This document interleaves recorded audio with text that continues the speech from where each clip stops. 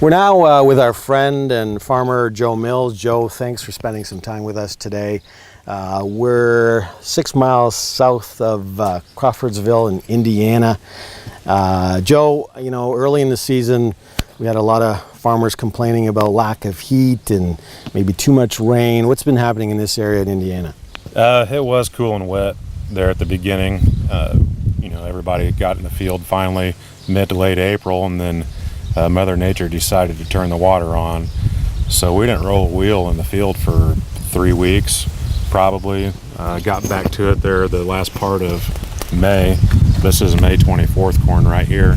Right. Wrapped up on May 27th, and really a lot of guys slammed a lot of corn in the ground that week of May there. Right, but your ideal ideal planting window for maximum yield would be what, the beginning of May? May 2nd, May 1st, yeah, that'd be our ideal. That's if we could plant all the corn in one day, it would probably be May 2nd, May 3rd, just going by the calendar. Right, so, you know, shortly after the lack of heat units, we finally did get the heat, and the market got excited about the potential La Nina through pollination.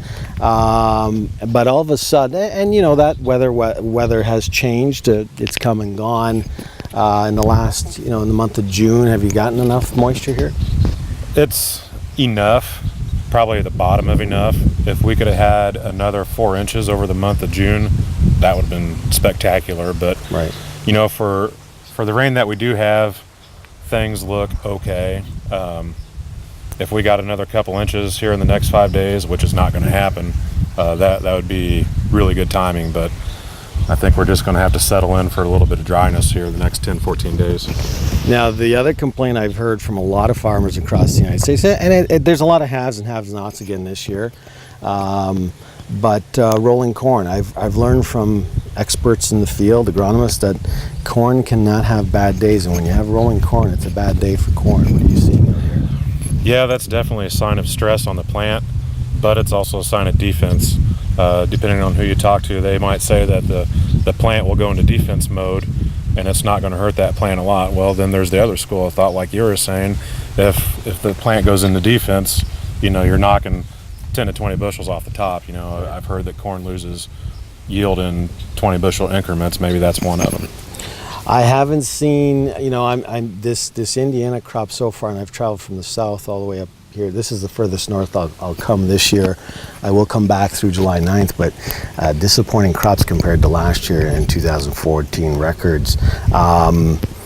If you were to, you know, I'll ask you this question. Do you think we've capped the yield here? Is it more than 168 on average? You know, I haven't seen enough like you have to say that. This year, as far as our local area, it looks to be maybe an average year. Maybe our county doesn't do 180 or 185. Maybe our county does 175. But you're saying we've probably shaved some of the top end off. Oh yeah, definitely. The top end is definitely off there. We were seeing whole fields going 220 to 240 last year, and right now we're just looking at, we're not going to see that this year. Right. And, you know, so if you were to compare this to your 5-year average, ranking 1 to 10, what do you give it? I would give it probably a 6 to 7. 6 to 7. Yeah. The last 3 years were 1s. Oh, well, because of all the moisture, but they did come through for you eventually. Yeah. So it's still early. The growing season's still long, so things can change. But, you know, Mother Nature was supposed to throw some moisture into some of these U.S. Midwest states here. It's June 26th, and we're not seeing it. Maybe La Nina is back with a vengeance, so we'll see. Still, this crop's going to take some time to pollinate through mid to maybe the third week of July. So there's still time, but a later planted crop usually yields less. So unfortunately, it's a little disappointing so far, but still a lot to see. Thanks, Joe. Yeah, you're welcome. Thanks for stopping.